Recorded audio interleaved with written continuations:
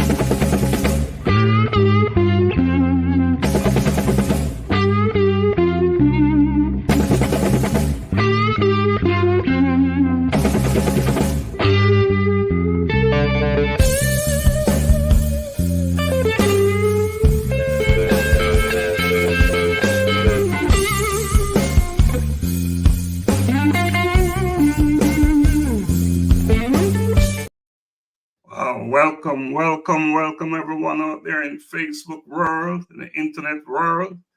Greetings, friends of the A Collision with Purpose Project.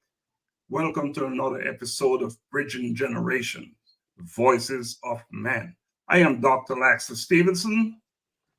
Voices of Men is a groundbreaking talk show that delves into the multifaceted experiences of men across all generations.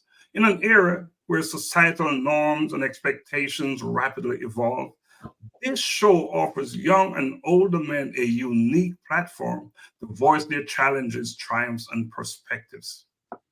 I'm Augusta Foster, one of your co-hosts, and in each of these episodes, we're aiming to foster an understanding and bridge the gap between generations, exploring themes ranging from masculinity and mental health, all the way over to career dynamics and personal relationships.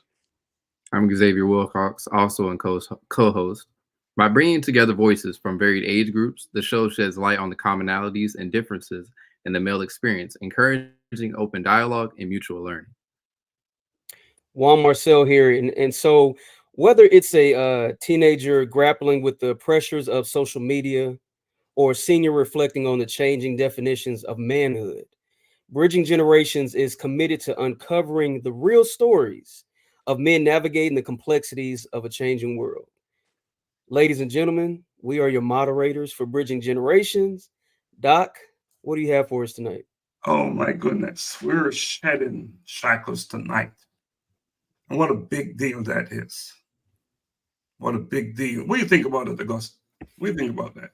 Shedding shackles. I think this is an ideal topic when it was presented last week. So I do think there's a little bit of shackles still attached to some folk. And it's throughout the diasporas we'll go into. It's not exclusively to one group of us. It extends to a lot of us and how historically we've been affected by it. Xavier, talk to me. Talk to me about shedding shackles. We can go from a lot of places with this. We often take one thing, go to another, go from another, which is so great about this podcast. We get everyone's general perspective of this. You might think we're talking about something. It could go somewhere completely different. So I'm just excited to see where we take it. Juan, where are we taking it? Where are we taking this powerful topic? This life thing. Yeah, it is a powerful topic. And we've been given the opportunity, or I would say we've stepped into this place and taken the opportunity to discuss ways that we can continue to, I guess, get aligned in our efforts in our communities and education and all the industries that we're a part of to strengthen our community, to continue to build on the work and the foundation that's been laying before us by many unsung heroes and some who are well known and popular in culture. Well, we're going to rock the boat tonight because my question is, shedding shackles. Are these shackles a mental thing? Is it institutionalized? Or is it something physical? What kind of shackles are we shedding? So it's a little, it encompasses a little bit of all of that. Yeah. Behind me, I have one of my favorite books I've ever read. Actually, by David Skino, Wilmington's Lie. I tell everybody it's an absolutely amazing book to read. It talks about the historical significance of the uprising of 1898 in North Carolina, where a city that at one point was almost totally ran by former slaves, people doing Reconstruction, doing amazing. And in 48 hours, their world is turned upside down. So all of this Black excellence, all of this authority, all of this out of the mud, as people would say, just gone in the blink of an eye. And a lot of people don't even know that story. So when I say that the shackles extend to a little bit of everywhere, even your history in your schools. I'm born and raised in South Central California, or South Central Los Angeles, California. Study a couple of years ago, you had the average 18 to 20% was the difference between young Black boys specifically in learning and then just reading at the general level. And these aren't tests that are like, when I was younger, extremely difficult, operating with sight words and basic phonetics, and they don't get it. And I look at the shackles and I say, these are the shackles. This is where it's systemic. And then it goes from there to the introduction of the school to prison pipeline. It is a little bit of all of those things. And it's been in place so long that a lot of people, like I said with this book, you don't know history, you're doomed to repeat it. So gentlemen, my question is, what if the shackles are institutionalized? It's physical. What does that have to do with anything? Don't we have a responsibility to do what we must do? Yeah, I think so. I think so. Even like, much of what Augusta was just saying, how he was able to just, and I think we can pay attention to even simple examples like this to articulate history, right? I think part of it even starts with making ourselves, I guess what I would say, more versatile, being able to carry on and govern ourselves in whatever setting that we're in, and even be a part of the conversation. You mentioned something about it last week, Doc, when you said having a seat at the table. Right. So I think it is our responsibility.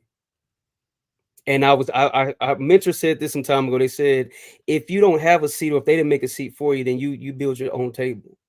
So I think so. If we keep getting a bunch of no's, guess what? We have the mind and the ability to build our own table. And I like that you say that, because we are at our table right now. No one gave this to us. We're building this table. So we have a voice, voices of men, and that is what we're doing here. Xavier, talk to me. I mean, they pretty much cleared it all. Really, we got to take heed and really know where we're at when we are in bondage. When you talk to people that are institutionalized, they know that they're institutionalized. But it's easy to be institutionalized in general population with everyone and not even know that you're in bondage at the same time. So the first step of anything is admitting that you're in bondage. So you got to really take step and take heed and know what's keeping you in those shackles. Wow. We have a special guest tonight, and we'll bring him on in the next segment. We also have a guest that we'll be bringing on towards the end of this segment. So I just want our listeners to know, those watching, that we have a full show for you tonight. So just stay engaged, stay with us. You're going to learn so much. And this thing about shedding shackles is no joke. If you look around you, just see what is going on. So I'm going to ask you, gentlemen, to tell me, you made a commitment. Each of you made a commitment that you're going to be working on something. So it's a commitment not just to you, it's a commitment to us and to all those watching us and listening to us. So who wants to go first and talk about the commitment they've made? I can start out. My good brothers always are able to, I always let them go first. So I'll take that seat today. But yes, and I thank you for this charge, Doc. So I mentioned before that I started a fathers group called, and I call it the Bridge Fathers Group toward the end of last year. And so I've partnered with a couple of other educators. One in particular is a former representative from the NFL in different sporting endeavors, and so he's brought on quite a few spokesmen to come, and we have a couple of lock-ins coming up for our young men. They're usually on Fridays from 4 to 8. We have games, spoken word, dialogue, all these different things, and so we actually spoke and had a meeting about a month ago, and few other educators, females, was just like, hey, it would be great to have the guys and the girls, a part of the same conversation, and maybe even doing some type of activity or obstacle course or something where they're competing against each other. So we've been sitting down, just kind of working through what they would look like at our next lock-in, where we are inviting girls to be a part of a conversation. We don't know what that conversation will be, but definitely having them in the same place, having a positive conversation. It was just really based on that synergy, making sure everything is positive and just one real well run. So that's what I've been working on. Created a logo, got that out. So we're just getting some things trademarked and just getting some things on the calendar. So That's so awesome. And next show, just bring the logo on, show it to us, because we need to let people know what we're doing, what you're doing, and how you're going about doing it. So I appreciate you sharing that. Xavier, talk to us about your commitment. So my commitment was to say no and to focus on myself. So while I was doing that, I was saying no a lot. I did good on that part, but I forgot about the part where I needed to focus on myself and how to make myself better. So I actually started a 21-day prayer plan on the Bible app. It's about 21 days of getting ready. So I'm excited for what the rest of the days are for. And yeah. Come on, what kind of results are you seeing? Tell me how is your life changing as a result of this commitment? Right now, a lot less clutter with my life. Before, when I was saying yes all the time, I found myself running myself dry, sleep deprived. I still have a few bags under my eyes, but a lot less than what it was. Because I know that if I would have kept going on the same way that I was going to turn gray or bald sooner than what I wanted to do. And yeah. Well, I know I need to have hold up. Hey, Gray and bald is not a bad thing. Gotcha. It is not a bad thing. Now, come on. I know I could rock the baldy, but I don't want it just yet. I want to keep it as long as possible. I get what you're saying, but I couldn't resist. That's why I always have this hat on. I couldn't resist that one. But keep doing what you're doing. You got to preserve yourself so you can do the work that you need to do. So keep focusing on that. And I know when you said that to say no, that doesn't mean that you're not saying yes. Yeah. You just need to. You're just one of that type of individual that's always saying yes. Yes. So we understand that your no is to protect yourself and give you more time to do those type of things that you should be doing.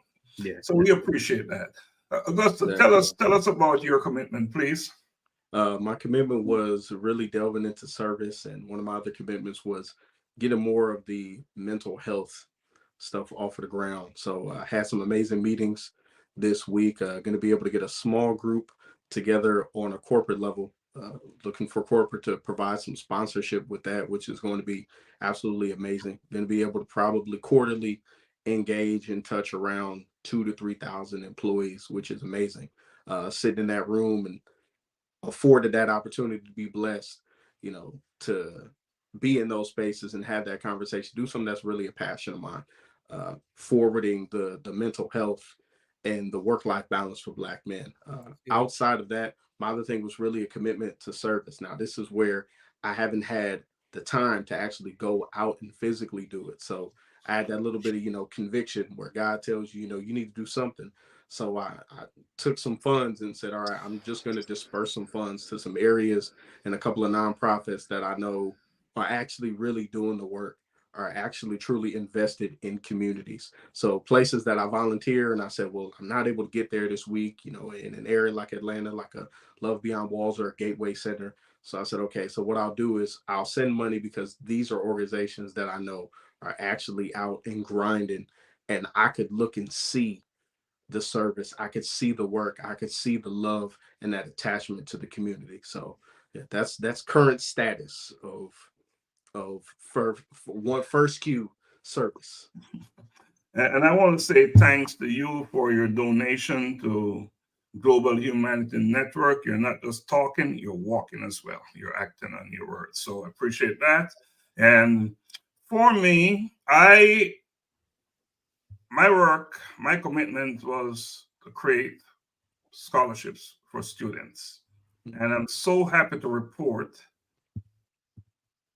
that gentleman, that right there, that young man. Hey. Let's give it up for him. That young man is the recipient. Awesome, his name is John Bless Wafula. He's in Kenya. I am so proud to announce that a Collision with Purpose has funded a scholarship for him. Yeah, that's awesome. Just today. That's awesome. $500 will cover his tuition for a year. That's and awesome. We're paying that scholarship 100%. Now, they still need much, but we're covering his tuition. And so happy to say that we're able to do it. Monies to cover his scholarship was donated by an anonymous donor. He doesn't want us. Awesome. There are people out there doing amazing work, but say, don't mention my name. That is the case here. So, John, congratulations. You are the recipient of the Collision with Purpose Scholarship for the amount of $500. So you will be able to attend school for a year. And guess what this young man decided he wants to be? He wants to be a medical doctor.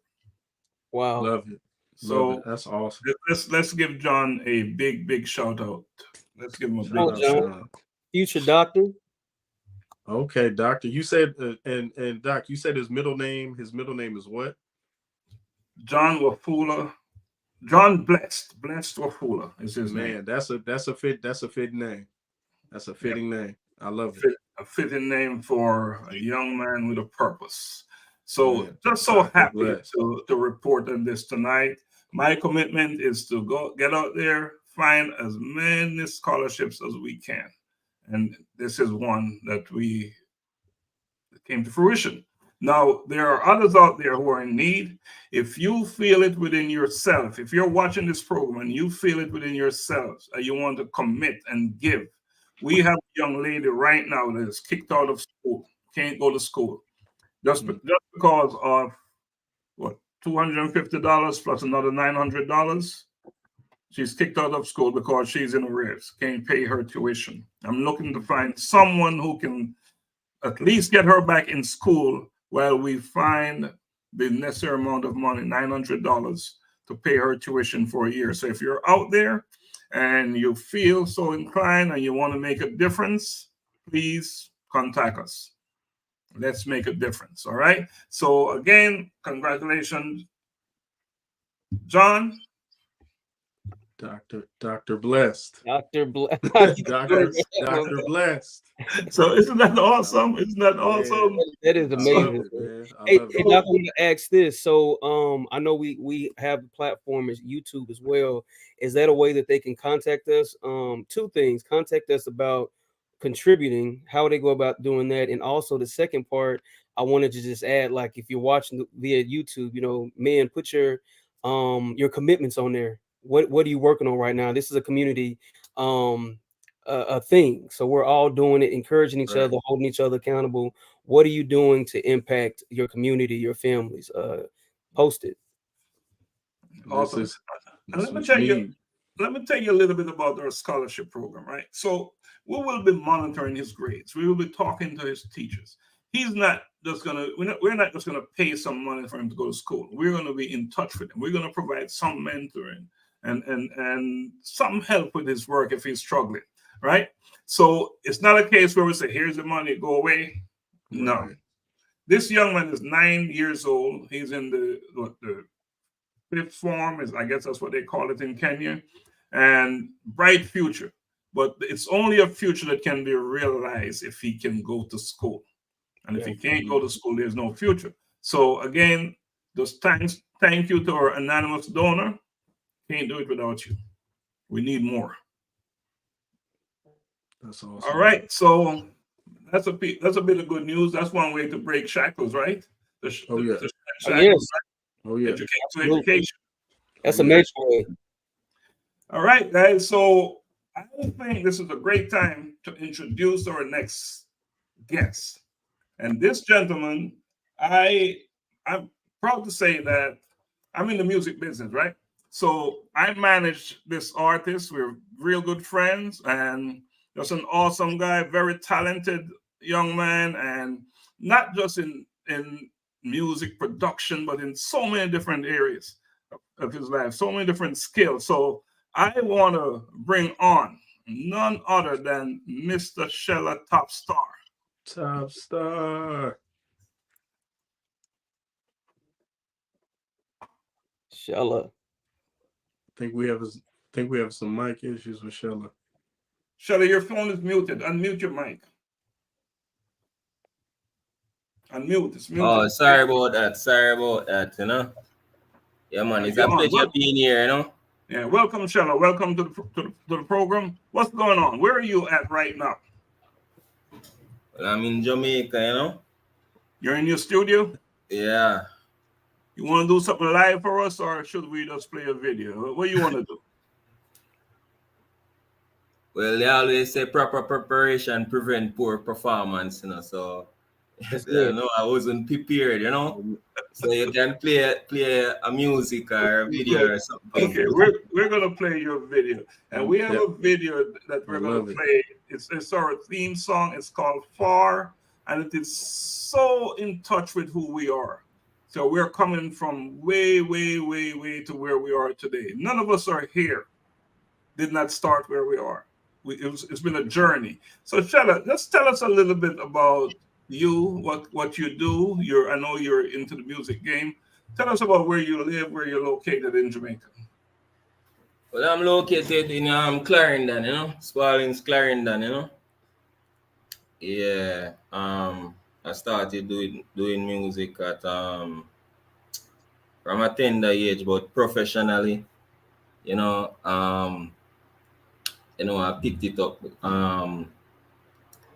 when I was about 17, 18. From there, you know, and started to take it serious, you know.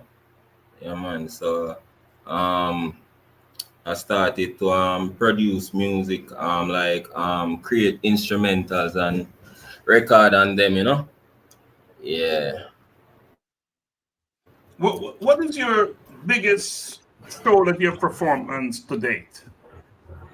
Repeat? What is the biggest show that you have performed on to date you've been on?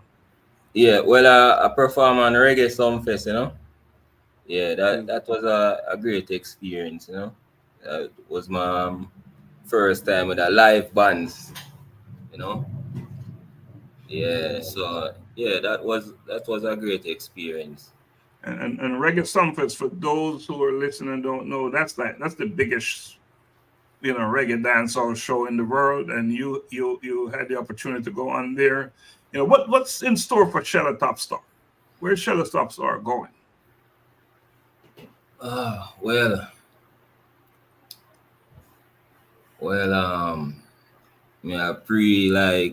go far in our business, you know, be a world renowned artist where bring substance and, you know, the music and stuff, you know, to really make a difference, you know. For real. So you're not one of those type of artists that just write anything. Your lyrics have meaning, have significance. It's all about, this is definitely have to have meaning, Mm-hmm. Yeah, I can't really force write the music, Mm. Yeah, it's like a meditation, Yeah. That's good. Any questions for Shadow, guys? You want to ask him a quick question? I just like the fact that Shella said to make it a substance that he can't force right. Meaning, it's got to be, it's really coming from somewhere in him. It's really coming from the heart. Whereas, what he's saying, he really walking what he talking. He really wants you to feel the music instead of just a lot of what we hear today. Yeah. That's gonna go far because with the substance and actually having meaning, when people try to force write, you run out of stuff to force. But when you have an actual life story to go with, you'll always have a consistency and something to sing about and write about. Yeah, definitely. Juan, anything you want to say to Shella? It's the top star. No, man, I'm just happy to be on with you, man. Congrats on this. I'm excited about this vast future, and your excitement, your enthusiasm. I can feel that, So I agree with my co-host. It means something, that it matters to you, that your words and lyrics have meaning, that you're trying to make a difference. Yeah, definitely. Well, I'll say this, right? In terms of talent, and not just music, and I don't want to let it out, but name it. Anything in the industry, Shella can make it happen. If it's animation, if it's production, if it's singing, DJing, recording, an artist, producing, this man has got it all. And he's done serious work with a number of people out there that you know their names, right? So, Shella, I want you to introduce the video we're going to play. We've played it before, but it's not the same without your introduction. Can you tell us what this song means to you? All right, this song is it's about my life, same way. I mean, the journey. We have ups and downs, and we have obstacles in our way, but you have to just persistent and remain like with consistency as well, because sometimes they might have got through a hard time now and just give up, but no one give up, Yeah, man, so just push on and, make things happen. Well, he said it. Don't give up. True story. Don't let nothing, no obstacles, nothing get in your way, because that's all they are, obstacles. That's real. Right? You can get around them, you will get around them with persistence and might not give it up. So, Shella, take us into the video. We're going to... Blessings from Jamaica. This is Shella Top Star. Tonight I will be performing one of my latest singles, entitled Far. Yeah. Now, this song is a reflection of my life. However, I believe that this song can also be a reflection of your life. Enjoy. Far me I come from, I me know where me I go. Far me I come from, I me know where me I go. Me see the aim, me I navigate to success. Working smart, no rest. Me I see the progress. Want to achieve, so me give it my best. Me I do my thing now, watch no one else. Some of them must be thought they were my friends. Smile with me, but I meet them against them. Want to set up my life and my journey end. Know me I am far, born as a winner, me no know about failure. Have to make it big, have to make it major. Stacking the currency paper. Far me I come from, I me know where me I go. Far me I come from, I me know where me I go. Now last me way no, cause me know where me I go. Far me I come from, I me know where me I go. Me know me I go, cause me know me I come from. Where me I come from, dark like dungeon. Some say me not go nowhere, that's my assumption. But mine I kill them, so them brain function. Far me I come from, and I turn back. Overcome my struggles, me no want it come back. Judas them a fight me, Mortal Kombat. Them full up of jealousy and judge, I no love that. You know me I aim for top star, God never fear no danger. Have to make it big, have to make it major. Stacking up the currency paper. Far me I come from, and me know where me I go. Far me I come from, and me know where me I go. Not last me way now, cause me know where me I go. Far me I come from, and me know where me I go. Learn a lot along the way. Sorry for mark a dog them bite anyways. Me know the pain me get betrayed. Me conquer emotion, use a split and pave the way. Calm me mind and relax. Me nah go worry, a guide nah fear. Them set the good, set the date and the chops. Trying to get me in a trouble with the cops still. Me know me I am far, born as a winner, me don't know about failure. Have to make it big, have to make it major. Stacking up the currency paper. Far me I come from.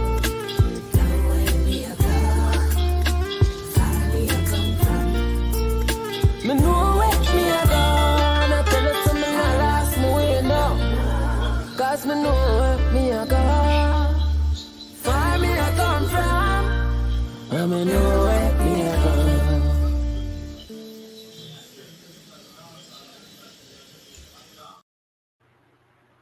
Born as a winner, don't know anything about failure. That's what Shella said.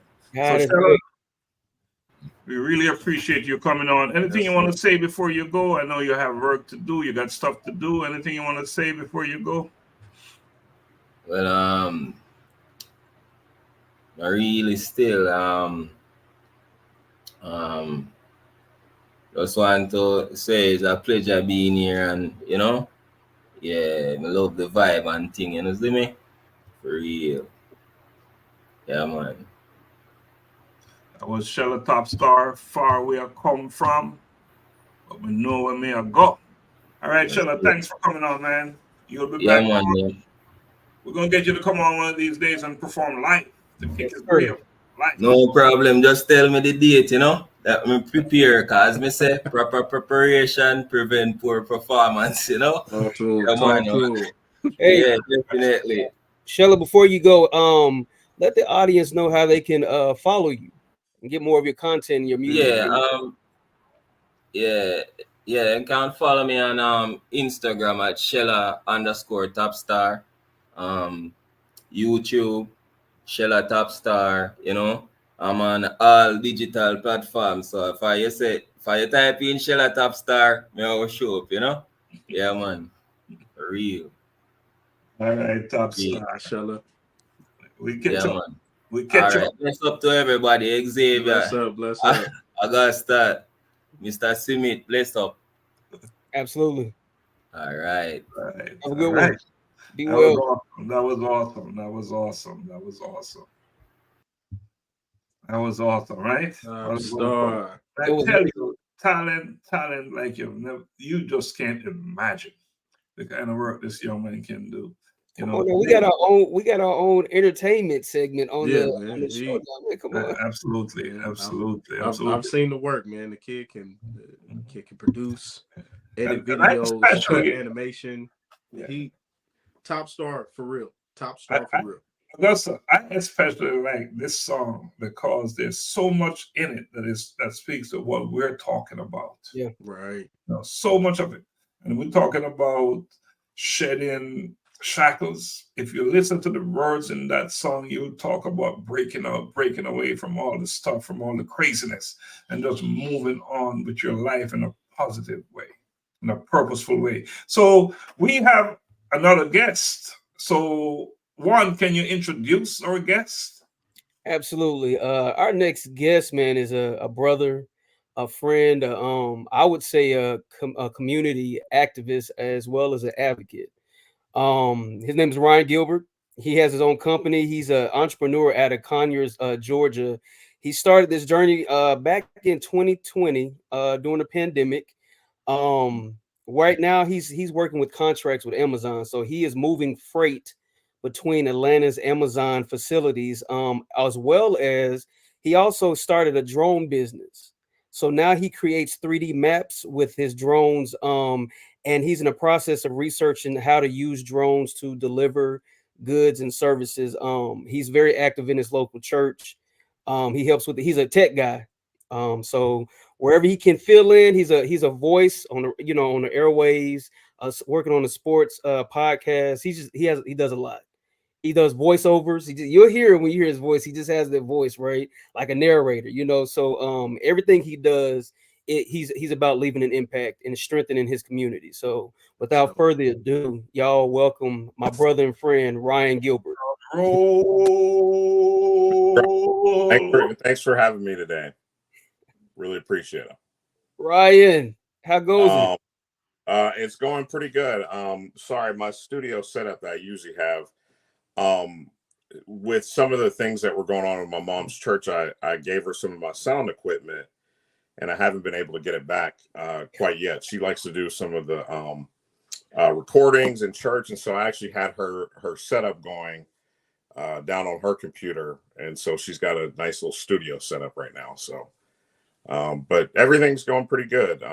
Work is it was slow at the beginning of this year, but it's kind of getting back up there. So it's always a good thing. Ryan, did you give her or did you loan them to her? So this is how my family works. We don't. Juan knows this, but we don't actually necessarily keep count of who owns what. We kind of know that we just kind of have a pool, and whoever bought it gets to use it more. That's kind of how it works. I have TVs. When Juan tells you like I'm the tech person, like everybody that knows me is like, "Hey, how do I do this on a Windows computer from 1998?" And I'm like, "Oh, you just put this floppy disk in here, and then you have to take this out because it won't let you use the startup." And I'll just start talking, and people are like, "Okay, here you go," and then just disappear. So, when Juan says I'm literally the tech person, I was like setting up projectors a couple weeks ago at my grandma's church. So, I love doing stuff like that. I'm still that same tech person, but no, she doesn't get to keep it. It's just that some of the stuff was really, really cool, and it would have cost her a lot more to do, what she needed. But but today I'm still in here, but it's a little bit different for me. Well, I'll tell you one thing. The most important thing is that you're here. And yes, you're in the studio. And we're going to talk tonight about shedding shackles. You ready to talk about shedding shackles? Absolutely. All right. Juan, take it. Well, to our audience, our bridging generation audience, tonight we're going to delve into like real and raw critical discussion on, I guess, the alignment of Black people's priorities in shedding the shackles of European insurgency and manipulation of the diasporic Black life. Now, those are a lot of big words, right? This is actually, I think it was a question that one of our followers and viewers actually posted on our YouTube channel. He said, "I want to hear your perspective on these things when it comes to the diaspora and the alignment of colonization, and just what does that look like with us working together to rebuild and strengthen our communities, and where did it start at?" So we have Ryan on, and I want to kick it off with just talking with our moderators, just to give us some insight into our history as a people, our challenges with social justice or injustice, and then our works of community activism. Ryan, can you share, I guess, some insights, just where we come from as a people when it comes to colonization and European insurgency and things of the sort? So, just from my beginnings, my great-grandfather had a farm, large farm down in Barnesville. And so entrepreneurship for me is kind of in my blood. My dad is, my grandfather was, and so like that's kind of built into my family, to be honest with you. I mean, I've got cousins. One of my close cousins that Juan knows that's down here now. I mean, we're a very tight knit family. So I can literally get on the phone and say, hey, I need help with this. You know, who do I need to call for this? And so it just begins to be a thing where, number one, family is very, very important, beyond what you can even think. Yeah. I can't tell you what I would do, what I wouldn't do without my mom. I mean, you have to have people who will give you things raw and uncensored. And that's definitely, you know, sometimes unfortunately has to come from family. There are times where I've gotten to where I had to go and say, oh, okay, well, I guess I've got to do this and this now. I can't just continue, you know, some of the same things. And so having an incredible family is definitely an important thing. You have to realize early on that at least for me, going through and working for people is great, and I had fun with that, but really trying to establish wealth for my entire family, and that thing has really been important for me for the last few years. That's why I kind of started my own business. That's why I want to you know, help other young people out as much as I can. Before the pandemic, I was actually going to start coaching basketball at the YMCA next to my house. I live in East Atlanta Village, and helping out young children, I think, is important, because ultimately these are the people that are going to be running things. These are the people that are, you know, going to have to, you know, put their mark on something at the end of the day. And so having a strong community is important to accomplishing those things. And so I would say that I'm lucky in the sense that I had a great family, but also I tell this story sometimes. My aunt, who just passed away a few years ago at 100 years old. When I was growing up, I would watch TV. I would watch the music channel, and different things on TV. And it's just a scenario where I think with media has come, you know, the ability to, you know, obsess about things. So like, you know, I even saw today, someone was like, well, you know, I was just going through a period where I would just shop instead of pay my tax bill, or I you know, this was more important. And so I think sometimes, you know, getting our priorities straight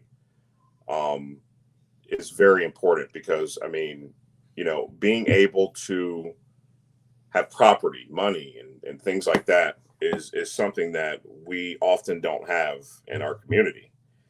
Killer Mike has a show, or I think he did like a Netflix special, where he literally just walked around and tried to buy everything Black owned.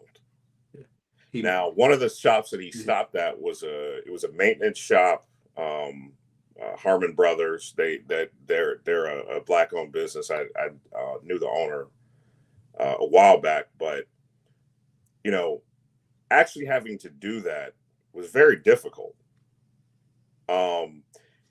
My sister reminded me of that the other day, where, you know, I told her, I'm like, well, if that's the case, we can't actually, you know, complete this call, you know, and that's actually, you know, kind of eye-opening to a lot of us. I thought that episode was specifically, because it's always good to see our people in good positions where we own things, where we have a seat at the table, and where we are able to make some of those decisions. Because a lot of times we just aren't in that conversation. And so it's important for us to be there. and so that's just one of the things that I look at, just kind of how we, move forward in this whole journey. So, but I think for me, having business ownership and being able to, at the end of the day, what did I do to, affect my community? What did I do to make the world a better place? What did I do? And it sometimes doesn't even have to be anything, major. It could be something so small where my aunt took the time with me when I was a kid to tell me what was important and what wasn't important on TV, when she's looking at these people who were, making they were just saying, trying to make some of the bad things that they were doing, tried to make them look great and normal, where, it wasn't. It was I believe it was some sort of movie or video. But when we look at it, going and having the latest technology and this, like, that's just not the way that our thinking should be. I had a decision to make, and I'll keep it brief. I have a truck that needed shocks, so I could have gone, and my mechanic that works on everything for me, he reminded me, what's your purpose here? Because he says, okay, well, I can get you this for $500, or you can go the cheap route for $300. But if you go the cheap route for $300, I'll see you back here in a year. If you do this for $500, I won't have to see you for 5 or 6 years. That mentality right there, instead of me just, saving up and saying, you know what, I just need to put what it needs to go back on there, instead of just putting the cheapest alternative, that's not always the best thing.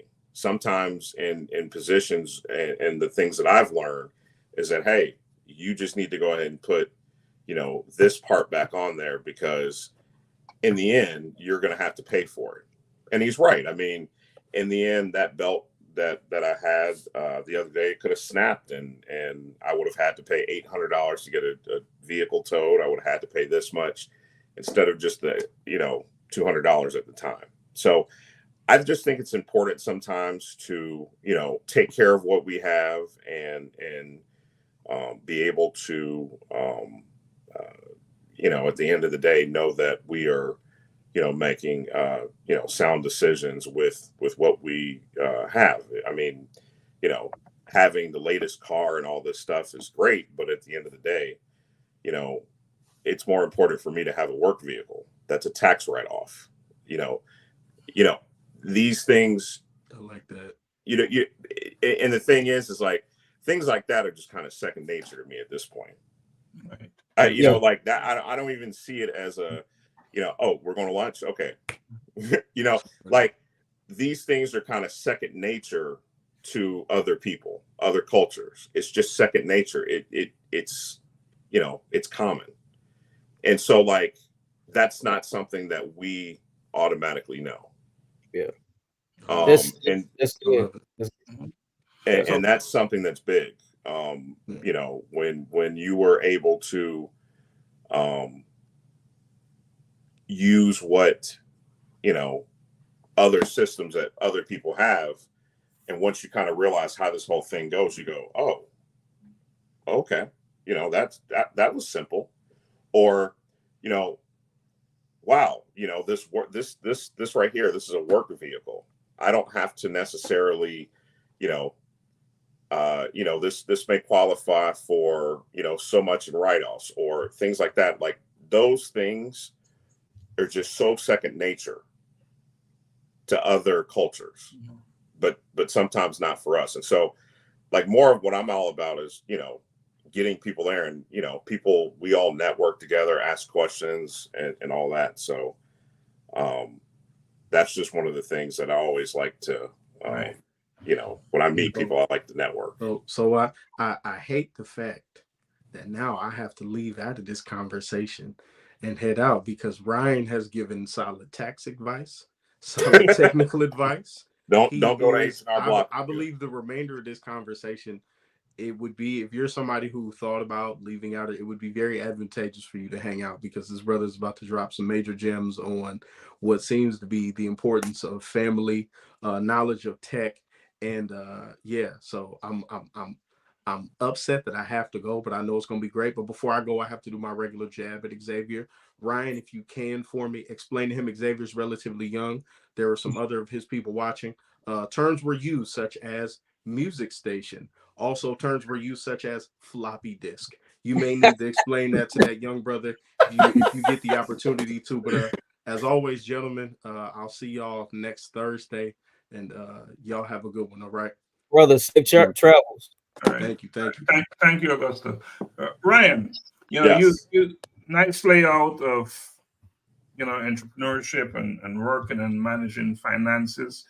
So we're talking about shedding shackles, right? Mhm. Getting ourselves away from all that stuff that's been holding us bondage and tied down and locked in. I want you to talk about education, improving educational outcomes for Black young men or Black men in general. How important is that, and what do you have to say about that?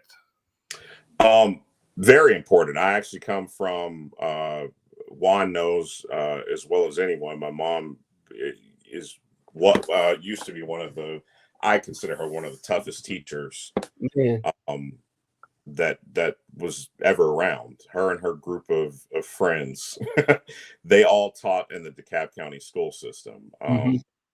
It's very important for me. I actually love to do more of tech things and like to get my hands dirty. A lot of what happens today is that there are some students that kind of go and say, oh, okay, well, I can't make it doing academics. And so that's it. And so I think that they're now making different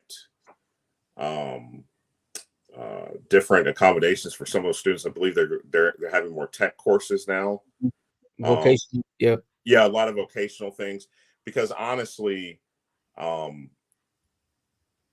one of the biggest things that I know as far as tech, little jobs like flying a drone. So I could fly a drone for probably $30 an hour, $20 an hour.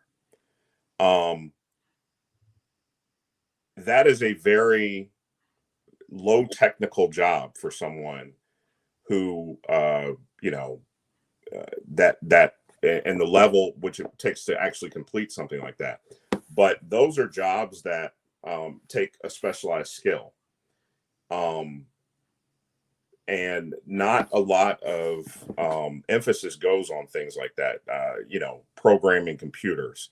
I'm sitting up here learning how to program drones with Python. Like, doing things like that is something that it used to be that a lot of schools didn't necessarily cover, and I'm glad to see that they're kind of doing now. But in terms of education just alone, I mean, it's very important. You have to have a well-educated society, a well-educated group of people, because we do need those heads at tables, and we do need that representation. My family comes from a long list of teachers and educators, and so education was always something that was important in my family. And spreading that knowledge and wealth of information is one of the most important things.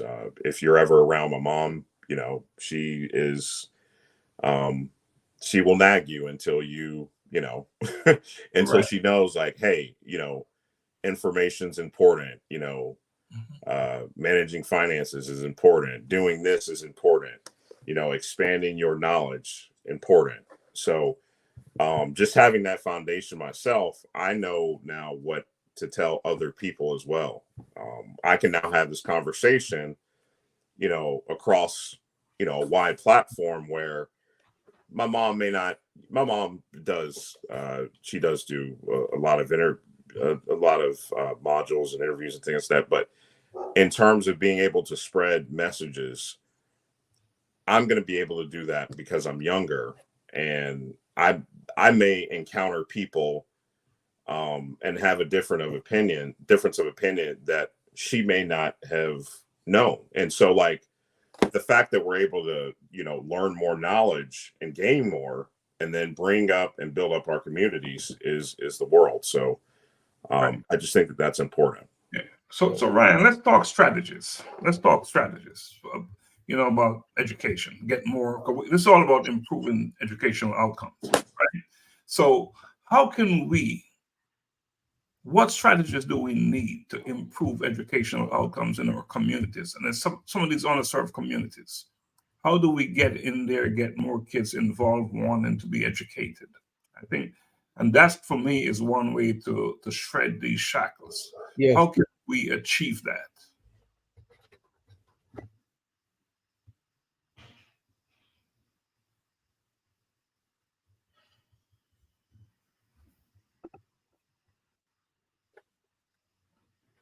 Well, I think Ryan's frozen. He's frozen. But while we're talking, waiting for Ryan to come back on, gentlemen, what are some ways, one, that we can get to the heart of it? These shackles, that we can really rip them, shred them, get them out of here. What are some ways that we can do that? Let's talk about that, because at the end of the day, we're tied up and caught up in this system where so many individuals, young youth out there, are locked in, don't have any clue how to move forward. How can we improve educational outcomes for Black men? That's a good question. And I want to revisit. So for those who are just tuning in or unaware, we are talking about the diaspora, and that just pretty much means like the dispersion or scattering of a people from their native land. And so what we're talking about and focusing on tonight is just how does, after being scattered, many years ago, how do we maintain our connection to our culture or our ethnicity or religious roots or any of that? What does that look like for us to be aligned with who we are as a people and rebuild our community? So I just wanted to share this. So for those who are just tuning in, but that's a great question. As we're talking about shedding shackles, I think education is key. I think first of all, it's an awareness, right?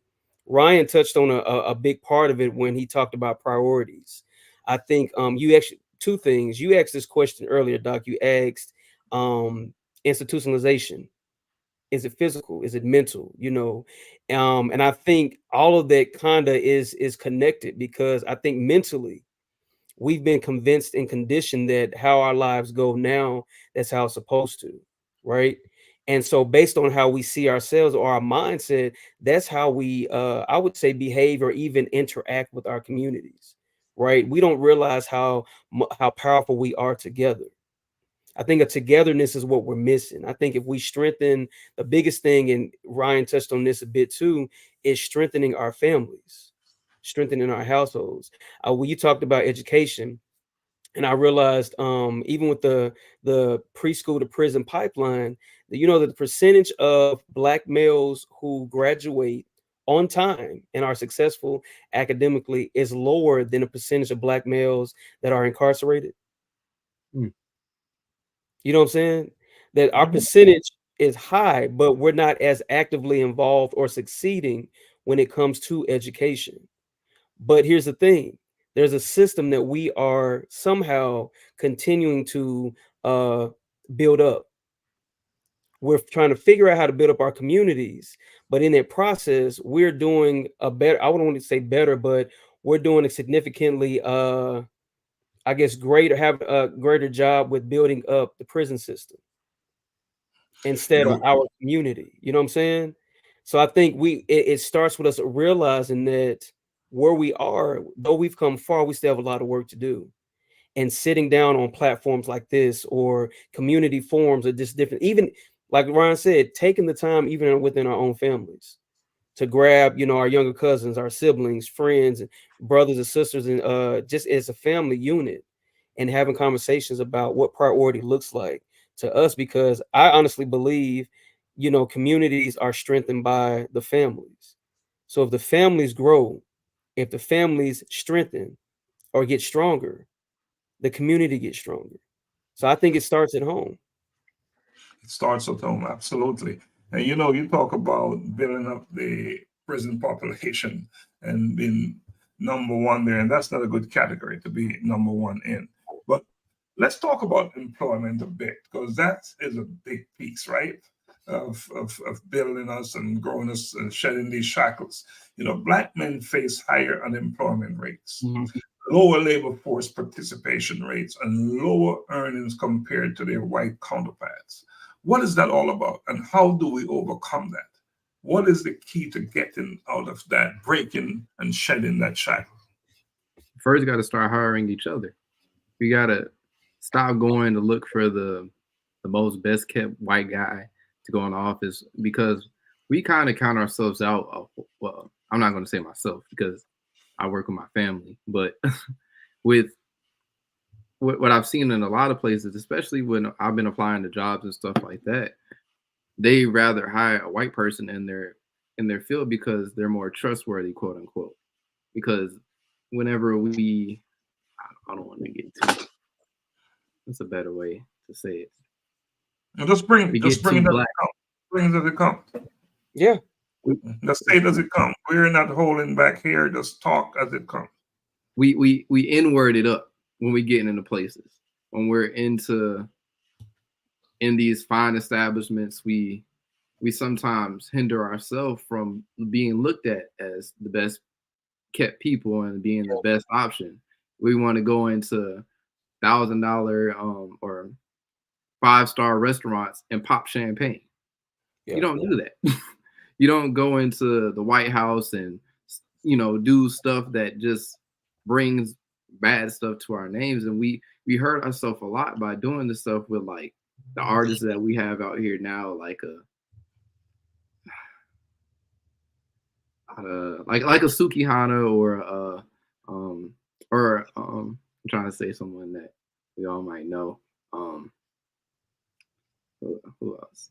But like the OnlyFans stars going up in places like this and doing what they do on the side, and then coming in here trying to be holier than thou, and it gives a misconception of who Black people are, and then that's what is being the not the face card, but the perception of what Black people represent.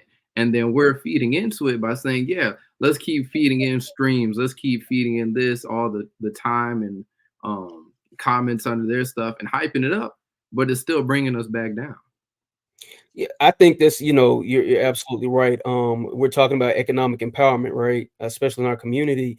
And it plays a major role in us aligning and getting reconnected with who we are, who we truly are. What came to mind was LeBron James. Shaq, two people came to mind, right? And there are many others, but I know for sure that LeBron James, he bought up, usually when you make it out of your hood, you go and you make all this money and you buy houses and cars for everybody, and it gets expensive. So what LeBron James did was he learns the art of entrepreneurism, right? And so he buys Blaze Pizza. He buys restaurants, right? And then he employs his friends, his homeboys. So then he teaches them, he takes them through the training to run a business. So then those Blaze pizzas that he purchased, he then gives them one and they run it. So now he's helped change the trajectory of not just his community, but his friends' life in their family. So now they have a business, they're an entrepreneur. And I'm sure without him being in that place, they might not have had that opportunity. So instead of just throwing money out there, he then takes the opportunity to what I say, educate, equip, and empower his friends so that they realize the potential and actually leaving a mark for their own bloodline.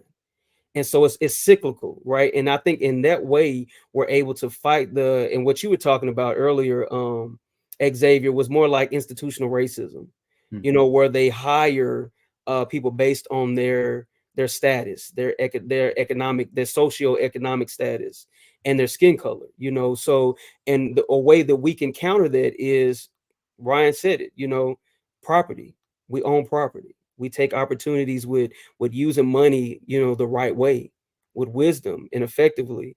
That's going to actually enrich our community and not, like you said, Xavier, further perpetuate this misconception of what our community is about. But like I said, go back to, it starts at home, not just the physical home, but home as in our community with us. Like how you are right about that. We get in our own way sometimes. I think somebody said the other day, I heard them say that it's interesting that, what did they say? That white people get richer by looking poor.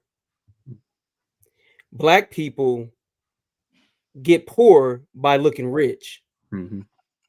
That's a powerful. That's so powerful, right? Living beyond their means, doing things just to look good, as opposed to things that have substance. Community. What do we do? We may not have the resources. Are we working together, coming together to bring our resources together to do more? Well, what I like to call the sweet potato pie effect. Everyone loves sweet potato pie at Thanksgiving or whatever type of pie you like, but it's usually grandma or Big Ma that knows the recipe for the sweet potato pie. So once Big Ma passes on, no one knows how to create the sweet potato pie. This is the same thing with the income that we have. For those that have made it out are the ones that are supposed to share the same, like pretty much what Juan is saying with LeBron James. But it often gets to when those people that make it out, they don't want to share the light, or they get hindered by people asking for it, just how to get there, but not all the steps that it takes to get there. Because when someone makes it out, like someone getting a contract with, let's say, the NFL or stuff like that, they go in there playing in the NFL, they have 30,000 people back home saying, hey, let me hold $10. Let me hold this. Let me hold this. Or let me know what you did to get to there. What type of workouts did you do? What type of meal plan were you on? We're not doing that when it comes to the financial standpoint and the wholeheartedly with business as a whole. And so like with what my family's doing right now with my uncle and our homestead business, my uncle, I thank him so much for it, because if it wasn't for him, I wouldn't know what career I was doing. Like I got a degree in entrepreneurship. I didn't know what I was going to be entrepreneur about. I know how to do it. I know how to do business. I know that I could do real estate, but I didn't know exactly the steps I needed to do. But with him taking the time to show me the steps with, okay, if you want this, you need this amount of dogs, this amount of land, this amount of space, this amount of that. It grooms you. And so when you're grooming someone else that's in the same bloodline as you, it's going to be continuous, and they can keep the same thing going on for generation to generation to generation to come. And that's what we're missing as a community, because this is the same thing that white people, Hispanics, the Jewish community, Asian community, everyone works with each other or works off of each other except for us. Why is that? And that's a good question. And why is that? Is it that we're so mentally beat up that is what we, over years of going through living in a system where we're looked down on, where we don't see ourselves as who we can be, who we should be? Is that playing a role into that? We don't see ourselves as the up in the upper level. I think so. And think about our education, especially in America, in the USA. Where does our history, when it's taught, where does our history begin? With slavery. That's as far back as they will go. And we have now states who are contesting even taking it out of history. And so and I say that to paint this picture that as a people, we're fighting to learn more about our history, to teach it, to learn it, while we are in a country where it's cyclical, where it's been structured as in a way where what we went through is often ignored or erased. So when we talk about us understanding who we are, how do we understand who we are if where we come from isn't clear? But and so we don't even realize sometimes that we're perpetuating a cycle.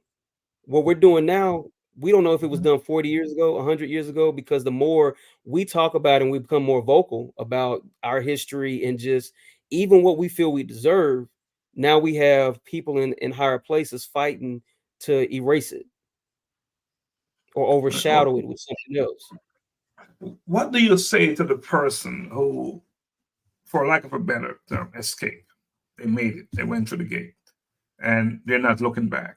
Do you believe that they have a commitment, those individuals have a commitment to come back and bring others with them? I do, but I'll say it like this, and just I love entertainment. I have followed entertainment since I was a kid, and so there are examples of people who made it out, but still wasn't able to do as much as they could have because of a mentality that we're talking about tonight. And I'll go back to even with Shaq, with all these Papa Johns he owns. People can say what they want to say about Shaq for whatever reason, but one thing he's doing is he's at the same time teaching his children, right, how to own and how to be, not just famous, but just be themselves and be proud about it and own things, and also teaching communities. He's giving back so much money. Same thing with LeBron and so many other, people, even unsung heroes. And I think that's the way we do that. That we make it out, but we turn around and strengthen our brothers. We strengthen our communities and do it in a way that makes sense. And it takes more sometimes, I think, than just throwing money. Give money to, foundations, finance other people's dreams. Absolutely. But I think even having forums or financial literacy classes for elementary school students, middle school, high school, college, having this conversation even in our families. I'll say this, that I got this email. It was a focus group that individual did from Harvard Law, not Harvard Business, and they were doing this free financial literacy study for kids. So I signed my daughter up. It was free to sign up. Now, mind you, we talk about one thing I show her, even since she was young, is that, she'll get money, whether it's an allowance, somebody will give her money for her grades, whatever it is. Savannah's good at saving, right? Because she likes to spend other people's money. But there are times when she wants to go and she went on a field trip with her cheer group. They went to the World of Coca-Cola and she saw some earrings she wanted. Guess what? She knew she had her own money. She bought the earrings, but she also did this. She bought me a magnet. And then she came back and she was like, Dad, I got this. I got earrings. Look how much change I had left. I wasn't expecting her to say that, but she knew that she had money left over and she put it to the side. What am I saying? That so when I signed her up for this class, I didn't think, the questions they were asking, they were like just shooting them. They would present her with scenarios. In this scenario, they read down. And mind you, the instructor had a very strong East Indian accent. So it's very hard to understand. So my daughter's sitting here on this iPad in this class, and she's watching the pictures, she's listening to the scenarios, and then she's asked, what would this look like? How would such and such? And I got an email back saying that she ranked higher than students who were older than her and from other races and subgroups. So my point is that I believe that, of course, there's still more to learn, but I think because of us having that conversation and her being able to put it to practice in real time, that when she was asked questions about how to use finances, what is finances, what is debt, what is credit, all these things, it made sense to her. Some of these terms we may not have shared with each other, but the practice that she's been a part of in a conversation around her, she knew enough to say, I think it's this, because this is what makes sense. Deductive reasoning and everything else, she was able to answer these questions. So to answer your question, Doc, the long short of it is I think the conversation has to be had at an early age. At an early age, indeed. And well, the conversation must be held. And if it's not held earlier, it must be held later. And are we having enough individuals out there, older individuals, having this conversation and just having it with their children?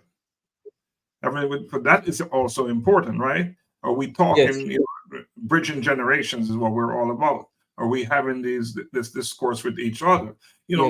Voting issues is a big deal, right? And it's a way of keeping us locked in. And so how do we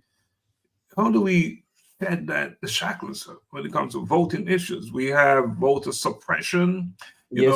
Research has shown that state voting rules and strict voter ID laws made participation disproportionately difficult for Americans of color. That, I'm not making that up. That's a fact. So how do we overcome that? When you find all these different states now, they have Secretary of States, right? Or lots of Republicans. They're winning these local elections. And they are certainly in a position now where they can enforce these voting suppression laws, these laws. So how do we overcome that? Well, I think better education of how to vote, because everyone tells you go vote, go vote, go vote. Yeah. But I'm gonna be honest with you. My first time voting, there was so much stuff on there that I never even knew about, and I'm just clicking buttons. So I'm just like, I honestly didn't feel prepared the first time I voted, and I feel like if we also take initiative to show education on how to vote, how to read the laws that you're voting on, and so on and so forth, I feel like that will help out even better, because just telling people to go vote, that still adds to the problem that we're having now, because people can click on one thing, but then if you're voting for the law that they're working on, it's still going to go forth. And I think that's a great point, Xavier. And here's why, because, and I even watched this through the pandemic, when they were doing the, when they were throwing out votes, ballots and everything and rejected. I even read that Black voters' ballots were rejected more than 3 times the rate of white voters. And this was in 2020 in North Carolina. So situations like that are happening. But what I honestly feel like at times it's a distraction, or I'll say a deterrent, right? So then we're convinced that our vote doesn't count. It doesn't matter. And then, like you said, Xavier, some of this stuff don't even make sense. I don't even know who these representatives are. What is their job? What is it going to do? So then I'm discouraged. Why even go vote? It's not going to make a difference when that's not the truth. So I agree with you. I think we do a better job and do more with educating our communities about the impact that our vote does have, the voice that our vote has, despite what is being portrayed in media, right? We do have a voice and we should exercise it. And we do more, parties and things like that around voting and voter registration. Ryan, it was just on, he had some technical issues, but Ryan Gilbert is on, his sister, a good friend of mine, every year. She's in charge of voter registration in her community. She goes from community to community, signing up volunteers to help get folks in the community to register to vote. And it's not just like you said, just come register or just go vote. They're doing forums, to educate, especially from the age of 18 to 30, educating on why it's important and what the myths are about voting, right? And because they're helping to remove barriers, but also dispel some of those myths. Voter education is very important. Xavier brought us a solid point, and Absolutely. I have gone to vote, and I know who's top of the ticket. But those other individuals who are running, I have no idea. And one of the problem is we focus on national elections, not local elections. So we have no idea. You can ask. And this is rough. I don't have any scientific evidence to back it up, but you could probably ask 6 out of 10 individuals probably can't tell you who, if they don't live in Atlanta, they can't tell you who their mayor is. Have no idea who their mayor is for their small town. So that is a problem. And guess what? That is where major decisions are made as affecting your life. So if you're not participating at the local level, you are a part of the problem. Because if you're not participating, then you are the problem. Yeah, to your point, Doc, you brought up a great point when it comes to local elections. And I think the older I got, I started to realize where the power lies, where the change happens. And I think as a community, as a people, we have to do better with informing our families, informing each other, informing others that the local offices, these are the offices that have the major impact on our community and even daily life, right? They affect how much we pay in property taxes. The local offices is where housing and schools are built. Mhm. So there's the things that are prioritized for our cities that we live in, that happens in the local offices. That's why local elections matter, because I'll say this one thing I've always said that's frustrating is DeKalb County lighting is terrible. I would say the more the predominantly black areas in DeKalb County, there's little to no lighting, Mhm. and it's so dark on these streets. Because why? Because these are the areas where they push so they can have the narrative that these are the high crime areas. These are the areas that you don't want to live in. And so what happens is, in the institutional racism that we've talking about, is then people start thinking, I don't want to live on this side of town, or I don't want to stay on this side of town. There's no lighting. That means crime is going to go up. All of these things that they're pushing, right? So then we have this narrative, and we move out of our communities. So does the money move? And so everything that they were saying it didn't exist, it starts to happen. I want to add one. And as we're moving, things start to move back in and take over these communities that we're moving out of. So Yeah. I've seen that happen so many times where we say, okay, Memorial Drive is not a good place. Then other people are going in there, buying it up, buying it up, buying it up, buying it up. But yet we're running from it. We're leaving our homes. We're just moving. So I find it that our focus, our understanding of how things work really needs attention. We've really been coming up short, so there's a sense of lack of leadership, and which is another reason why we're having these conversations, right? Yes. Voices of men in a not so friendly world. Yes. Right? That's why we're having it. Education or lack of education. It's not just about going to school and getting an academic education. There's more to it. There's more to it.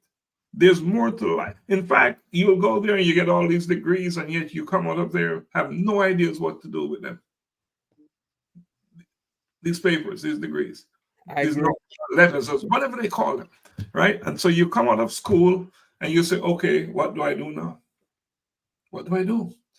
I think, Xavier, you went to school to get your degree in entrepreneurship, but what does that mean? What does that mean? I have a few of my degrees in business and management and leadership. What does that mean? Yeah. I now need to hit the pavement and learn, grow from experience and watching others, being mentored. And all those wonderful things are important. But not a big deal is the criminal justice system. Yes. Mm-hmm. I have a good friend. We actually grew up together. We were classmates. And she comes from a big family, West Indian family, and she just recently got appointed. She's a judge now. It put a smile on my face to see someone that I known since middle school, went to high school with, and she's a judge.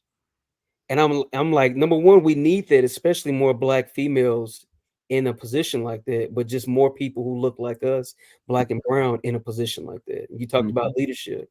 I believe it's one of my mentors used to always say, get the seats.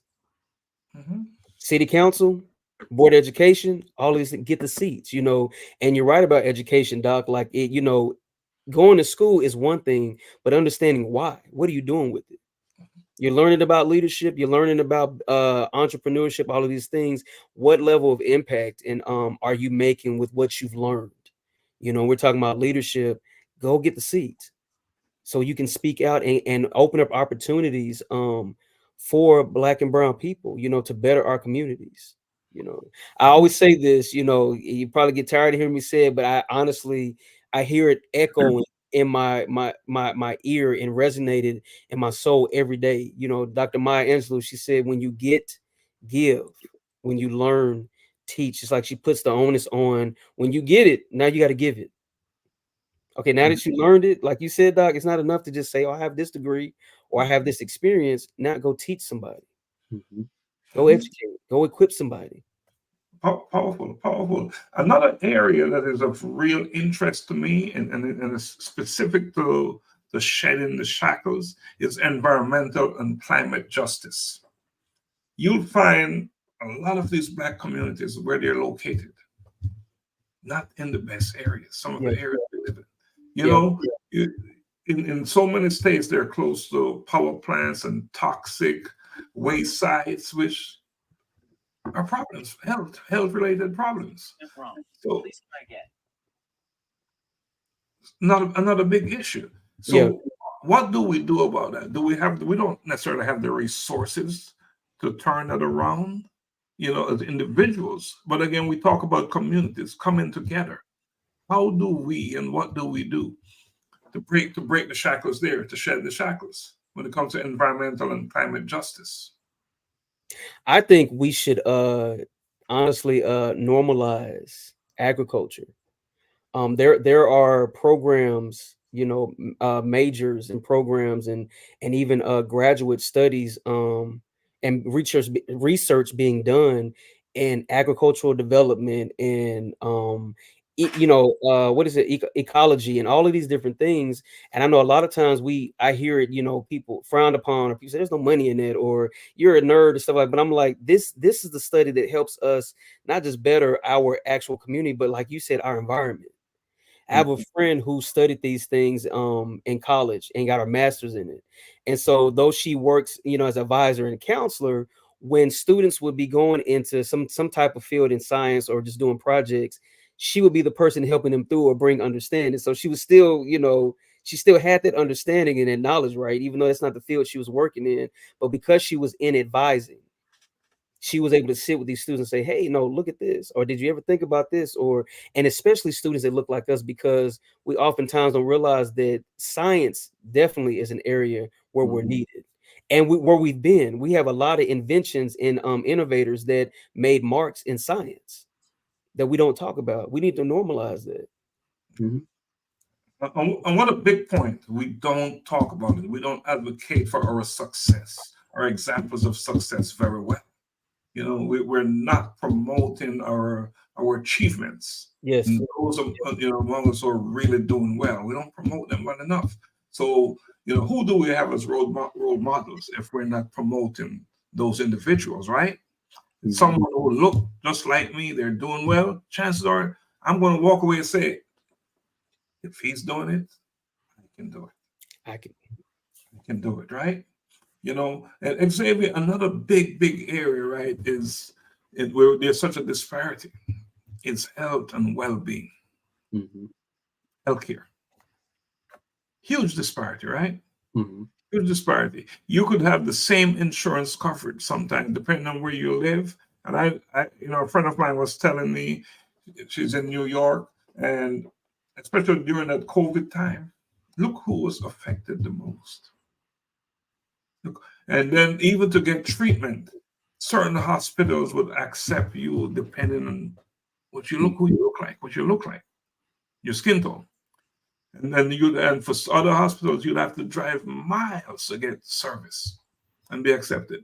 So that is a major shackle there that's tied onto us, So it's so much, but how do we take that on? My thing is that our mental state is critical. We have less power to change the institution. That would take a while. But who we can change, what we can change is us and our mindsets, our friends, our children. And I think that is the key. That is the key. If we can build the right and have the right mindset, state of mind, there's nothing that can stop us. Nothing can get in our way because Yeah. we can overcome and we can build as long as we have the mindset. The Absolutely. moment we let that mindset slip and get to a place, that's when we're in trouble. And I think we have as responsibility. It's not always getting money from a friend or from a person who made it through the gate. We need to play that role where we're lifting each other up mentally, helping prepare each other so that we have the right mindset. Because with that, if you wake up feeling good, knowing you're good, knowing that you're significant, knowing you're special, you will do the work necessary to achieve whatever it is that you set your mind on. And I think that is a shortcoming. It's a shortcoming. And I think we here on this platform, we must take the charge with that. Yes. We We must. gotta lift our own people. And how do you take the charge? We start with our family members. We start with our friends. We encourage our friends to talk to their friends to help build their friends up their mindset. Tell them that they can do it. Yep. That they're capable. Tell them they are of value. They're worth it. They can get it done. Sometimes that's all you want to hear. That's all you need to hear. An encouraging voice, a little nudge saying, man, you're good enough, Juan. You can make this happen. Yeah. So let me hear what you guys have to say about that. Definitely, like the encouragement. It through everything that I've done, I've always had a good background, good team, good family, good village building me up. I've said some crazy things, and I didn't even know how it was going to happen. And everything I've asked for has happened so far, and everything that hasn't happened yet is still in fruition to come to fruition, to happen. And it's all been on one, faith, God, and two, with just encouragement and uplift. It means so much for you to know that someone else thinks that you can do something. Even if you don't think you can do it, if someone else thinks that you can do it, you can go ahead and do it. Like, I played college football. Never thought I could do that. I played college football, played against a lot of way bigger guys. I weighed, the most I've weighed in my life was 145, and that was during my college football season. I was going up against dudes that were 225 minimum, 250, stuff like that, making tackles, hitting people like that. Just because I have, teammates, coaches saying, go ahead, you can do that. Just that, those words of encouragement, you could take on the world. Now, if we do that and encourage the other young Black men that are coming behind me, even the older Black gentlemen that are lost or going through midlife crises right now, and just encourage one another, there's so much more that we can reach, succeed, and just stop hating on each other, because it's easier to hate. It's not. It's just as easy as it is to hate on someone. You can love on them at the same time. Well, in fact, it takes less effort to love than to hate. Yeah. No. And I want to suggest and encourage anyone listening that you need to become the example that you don't have. You be that example for others. If you just, for so many of us, we are first time in our family that is stepping out, that is making it happen. For a lot of people, right? A lot of individuals. Be that example that you didn't have. You know what you're lacking. You know what you didn't have. So don't let those that are coming after your children and your friends' children and anyone that you know, and even the parents that didn't do it for you, be that example to them. Mentor them. Mentor your parents if you need. Mentor your friends, their friends.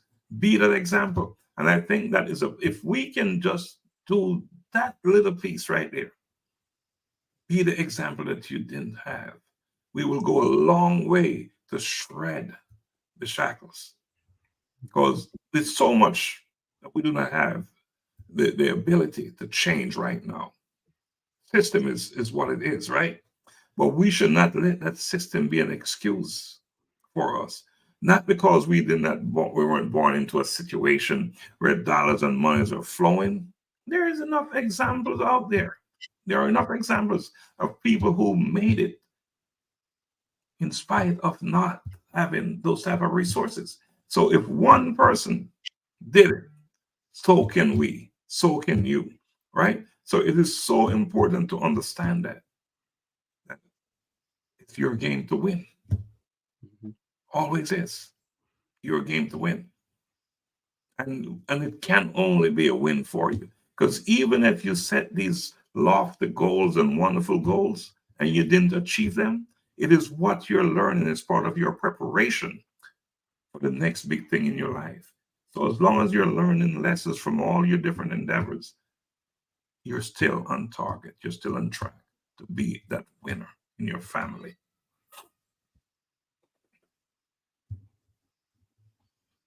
I agree. I know personally that I am better because of my, as Xavier said, my village. The support for what, be it friends, colleagues, pastors, leaders, whomever. Especially, and I'll say this, especially like you said, Doc, especially those who looked out and took the time to say, hey, you know you can do this, right? And they don't not realizing that in those moments, and we don't always know that, but in those moments, I needed to hear that. I needed to be reminded of that. We never know what we're saying, what we're doing to someone else when we share, or we just encourage them. How far it goes. Sometimes it's almost like, I think about the race, right? A car race, right? And they're driving and driving, and at moments when they're low on fuel, or they need maintenance to keep going in this race, they pull over, right? If no one was there for that pit stop, they couldn't get back in the race. But they can pull over, get gassed up, get a tire change, whatever it is, and jump right back into the race. Be guided back into that race. That's what just came to mind. So I feel like that's what encouragement does for us, especially the more we do it. Sometimes we're on empty or headed to be on empty. And then we get pulled over. Somebody sees us and pulls us to the side, calls us, texts us, whatever it is, and we're able to get back in the race. And I think that's encouragement is so key to even this community moving forward. And that race is so important. But a lot of us, too many people, give up before they get to the end of the race. Too often that is the case. And how will you ever know what is beyond that finish line if you don't get there? How will you know what awaits you if you give up? It doesn't matter if you're moving slow or moving fast. What matters is that you're learning along the way. You're becoming better and better, and you're heading in the right direction towards whatever that finish line is. Because what you will discover, the more you're doing things, the bigger things that you're doing, that finish line, you will never get there. It's going to continue to move. Yeah. That line is going to continue to grow. As they say, the ceiling is getting higher and higher. Yes, so don't even worry about that. It's the pursuit. It is you going after whatever it is that you say you want. I think one thing that you should make sure of, that whatever you're pursuing is worth pursuing. Yeah. Whatever you decide that you're pursuing is of value to you, and it's adding value to others. Because at the end of the day, we're all about building community. Absolutely. Right? And I was just going to add to that, there's nothing wrong with encouraging somebody, just adding to what they're already doing. It means it can take it a lot further. Absolutely. We don't have much time left. We are, as usual, we're a little bit past our schedule. So I'm going to ask Xavier, just give us your closing argument. After this, I would charge everyone to go and uplift somebody, whether they're doing great, whether they're doing bad, just a lift. Not just one person. Let's get 4 people. Let's get 4 people. Let's not be doing the bare minimum here. let's try and get 4 people to uplift, and see how that's going. You can split it up by doing 2 people that you think are doing good, because everyone that you think is doing good isn't always doing good, and 2 people that you think more than likely aren't doing the best right now. But just go ahead and uplift somebody and just kind of let them know that it's okay and that you see them going through with it. Juan? That's powerful. I would say this, that our journey towards shedding these shackles continues, right? It didn't, you said it earlier, Doc. It's not gonna happen overnight. So this journey continues, but I want our listeners to remember that this is a conversation that requires ongoing engagement and understanding. We get better the more informed that we stay, that we're reading, we're tuning into current events, what's going on in politics and education and in the news, in our communities. You know, we got to stay informed and stay united. We got to collectively, this is a collective effort. We got to collectively work towards a more just and equitable life and community. That's how we empower our community. And the last thing I'll say is this: go to your board of education meetings, our city council meetings, town hall meetings. Show up, speak up, and speak out. It matters. Show up for the local elections. It matters. You want lights on your community? You want these potholes filled? Show up. And other matters, of course. Materials and books and funding programs in the school systems. Show up. You know, Xavier, you said it. Lift someone up. 1, 2, 3. Every single day, look in the mirror and ask yourself, what can I do better today? Who can I do something for today? I think that is an awesome bit of advice. One, and show up. Even, I will take it one step further, even in your subdivision, in your community. Yes. Be a part of that process as well. That's where you live. That's where you spend most of your time. Be a part of the decision. Have a voice at the table. And I want to say, don't give up. Don't let anyone tell you you're not good enough. Don't let anyone tell you that your dreams are not worth pursuing. They don't have a clue what you're about. Don't let them tell you that. Don't let them tell you ask you why. I recall when I was doing my doctorate degree, someone said, why would you do that at this stage of your life? Man, what a great motivation that was for me. At this stage of your life, why would you want to put yourself through that? Not understanding that what I was putting myself through was an opportunity to be better, to grow, to learn, to have a better understanding of how this world works, of my position in this world. So if someone should come to you and say, why are you doing it? You don't even have to go into the conversations any deeper. That is your sign, that is your signal that you double up your effort to get what you want, to go after your dreams, your ambitions. Don't give up. Don't let anyone steal your dreams. It is your dream and it's yours to execute. It's yours to go after with the energy that you have. All of it, make it happen. You know? So my parting word, don't give up. Don't let anyone steal your dream. It is yours, all yours. And your dream is not just built on just making you better. If you change you, you're also making your society, your community better. Because the better you are, the more of us doing good and just performing well, guess what we have? A better community, a better ecosystem that we call home. Yes. Yes. So I encourage you, my brothers, I encourage everyone out there listening, stay focused. Focus on what is important to you, because chances are what is important to you will be beneficial to those closest to you as well. So stay focused, stay pitched. I think, folks, gentlemen, we have run out of time. Unfortunately, our guest that we had on could not stay with us because of technical difficulties. But guess what?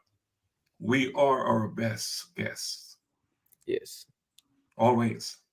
That's why we are a panel of 4. Augusta had to get on the road, so he couldn't stay with us. But guess what? We got it done. Our objective tonight was shedding, what's the word? Shackles. It's a journey. It's ongoing. Shedding shackles, right? We're doing what we need to do on this platform, and we'll continue to do it. So, our listeners, those watching, we really appreciate you coming on, joining us tonight. Next week, we'll be talking about education, and we'll be talking about some of the problems that we're having in education in places like Florida. We'll be bringing on an education administrator from Florida, and he'll be talking to us about some of the things that they're trying to wipe out of. What was it? Wipe it out of the system? Mm-hmm. Like, we can't teach that, we can't teach this. You can't clean history like that, right? Right. And so we'll continue. It's Black History Month. We'll continue our focus and to create awareness and empower ourselves. So until next time, we appreciate you. Blessings always.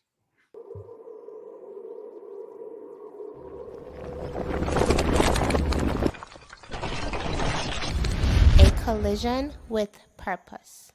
In pursuit of purpose.